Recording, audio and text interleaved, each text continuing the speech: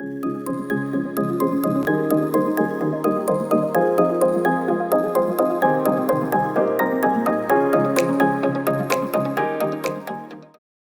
people like Radhika and be involved in events like this and see all of you online today.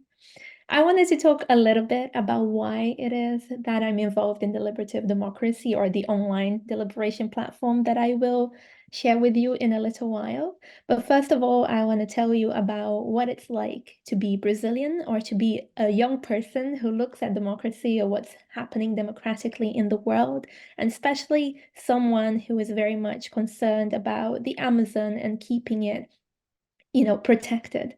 So I worked with the Human Trafficking Data Lab of Stanford in Brazil a few months ago, and we were in the state of Maranhão, which is in the northeast of Brazil. It's probably the poorest state in Brazil, and it has the lowest human development index, and it is very close to the Amazon.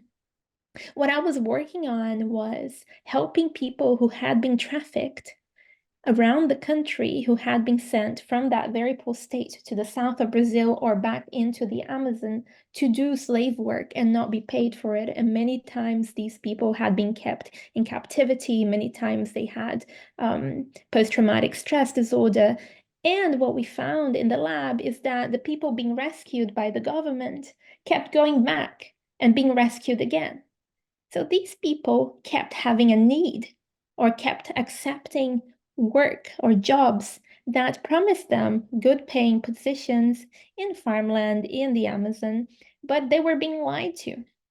And what I found out in working with the lab was that these were very honorable workers who were basically believing promises, but that could not tell the government the type of promises that they were being given, or how it is that they had truly been treated, in order for the government to intervene and to create policy that would really tackle the situation and that would prevent them from going back into the cycle of abuse at all times. There was a man in particular called José who had been trafficked 7 times, so he kept being rescued. And why is it that the government hadn't made policy to help José? Well, because José had never been listened to. It is very difficult to tackle a problem, even if you have very well-meaning people, if you don't listen to the people being affected by that problem.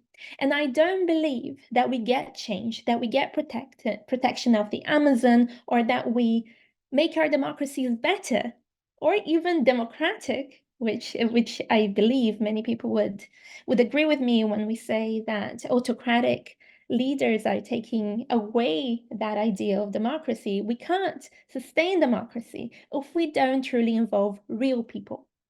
And the Amazon is an issue very close and dear to my heart, not only because my name, which is Taina, means it is an indigenous name, so I feel very attached to the Amazon, but also because, of course, we all know nature revitalizes us. It brings us closer to who we truly are, outside of all the systems of power that exist in the world. And so it is our duty to try to protect it always. But I believe we can only do it together, and we can only do it empowering the people who live in those places, people who understand what the potential of nature, not only as something that can be exploited, but something that has value in being protected. If we bring those voices to the table, we become more creative. We don't have this very narrow scope on how to solve an issue. And so deliberation, or online deliberation, is basically doing that, bringing people together, people who are affected by the problem in many different ways, and getting them to speak. So imagine yourself, someone who is from whatever country you're from. So I'm going to imagine this happening in Brazil. So I'm from Brazil. And imagine me, Thay, being selected to partake in a conversation with 10 other people. So basically what happens in deliberation is the following. We randomly select people from a population. So here we're going to say Brazil. And we select, let's say, 500 of them. These 500 people will be put into small rooms to deliberate with 10 or 11 other people through a moderator. And this moderator will be automated if the deliberation takes place online, or it will be an in-person moderator who has been trained to make sure that every single person really expresses their view in a way that isn't violent, in a way that also gives everyone space. And the idea isn't to reach a common ground, but it is for people to be listened to. And let me tell you, when you let people speak, they don't have a reason to scream and to shout. What we see nowadays is a lot of people screaming at each other. When we have done deliberation experiments, what we have seen is people become less polarized. So we actually have done this experiment in many countries. We've done this in person. So in America, for example, in 2019, we recruited 526 Americans, put them into small groups in a Texas hotel, and they deliberated on immigration, on tax reform, on all the healthcare, all these really, really salient issues.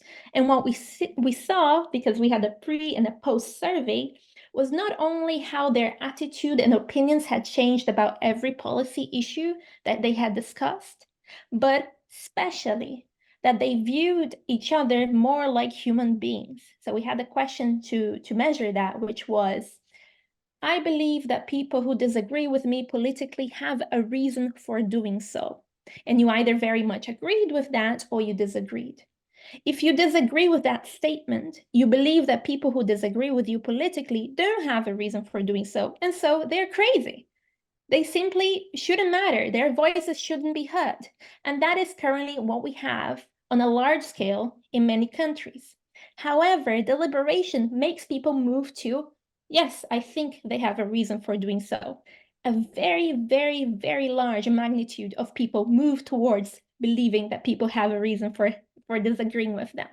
And that's how you keep democracy together. And just so I can share this very quickly with you all, the online deliberation, if I can share my screen, is very similar because, again, so this is our deliberation platform.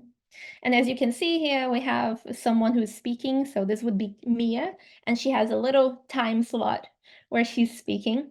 And the small squares at the bottom of that with other people, they are the ones in the queue to speak. And so she'll speak, and then someone else will speak or request to speak. They can interrupt her for 30 seconds. And so everyone is in the small group speaking. And at the end of the deliberation, when the moderator has posed all the questions about, for example, should we have protected areas in the Amazon? That might be something that people discuss. And someone who lives in the Amazon might say, yes, we really should, because the way I experience living there is that the people in my community feel very scared about logging, illegal logging. We have had very terrible experiences with people just coming in with these big tractors and taking down trees, and that has really affected how we exist in that space. So they will talk about their lived experiences. At the same time, someone else might disagree with it.